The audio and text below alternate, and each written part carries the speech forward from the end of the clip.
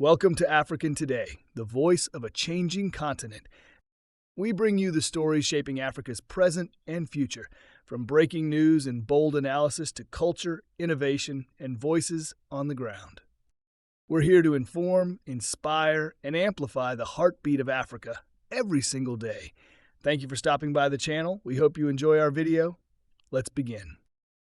Paul Biya falls, Africa's longest ruling puppet dictator, just taken down after 50 years.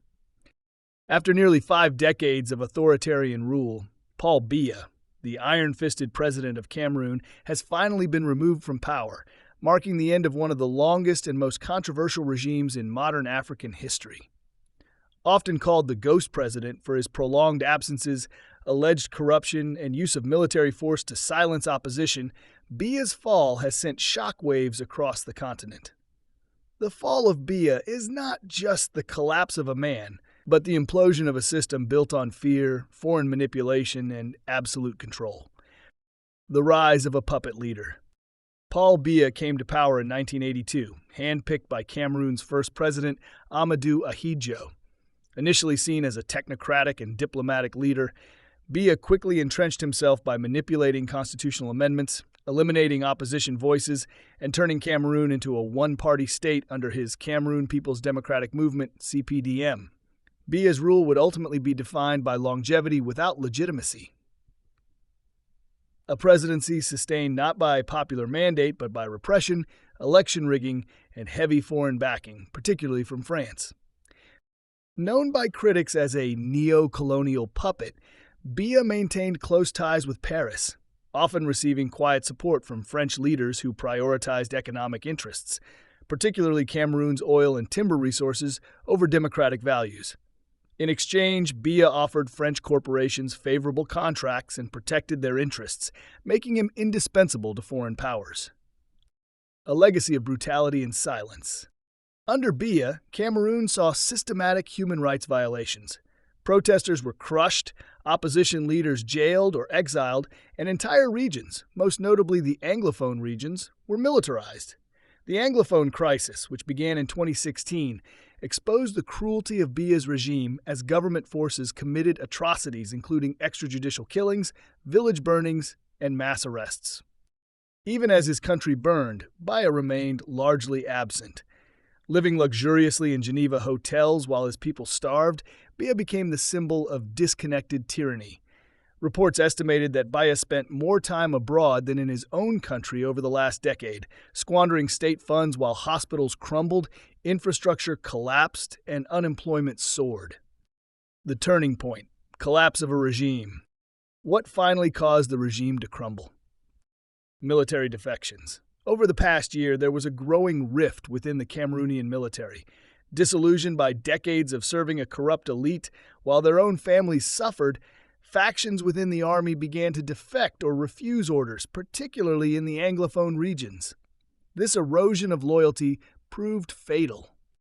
Popular uprising, grassroots resistance had been bubbling beneath the surface. Sparked by economic collapse, food shortages, and a brutally suppressed civil society, Cameroonians, young and old, took to the streets in massive protests.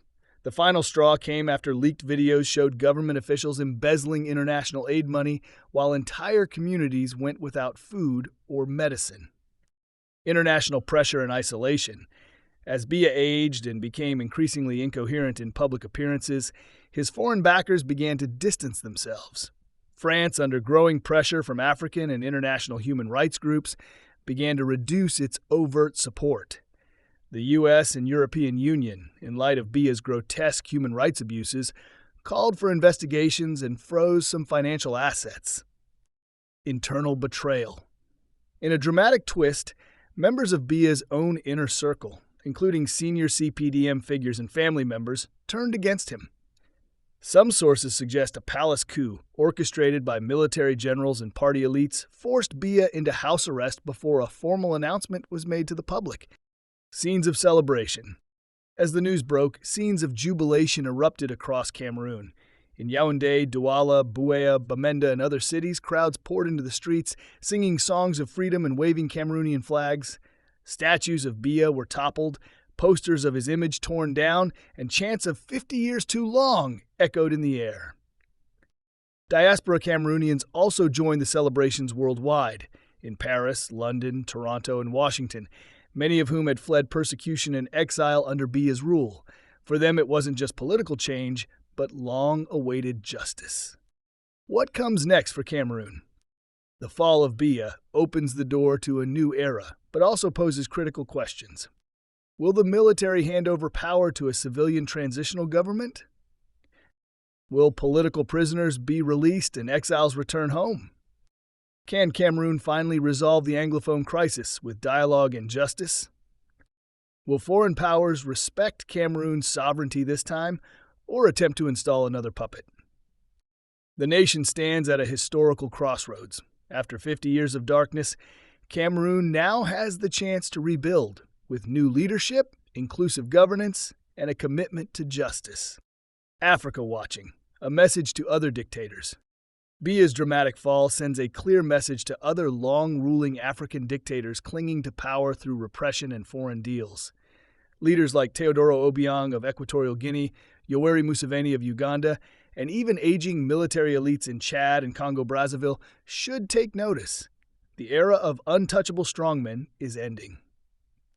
The youth of Africa, educated, connected, and fearless, are no longer willing to accept puppet regimes, stolen elections, and generational oppression.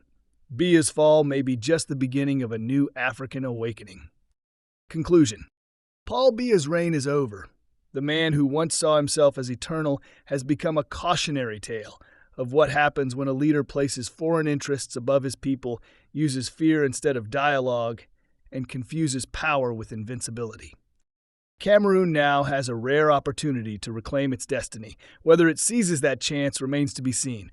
But one thing is clear: the people have spoken, the dictator has fallen, and Africa is watching. Thank you for watching. I hope you enjoyed it. Please like and subscribe to help grow the channel. Until next time, see you soon.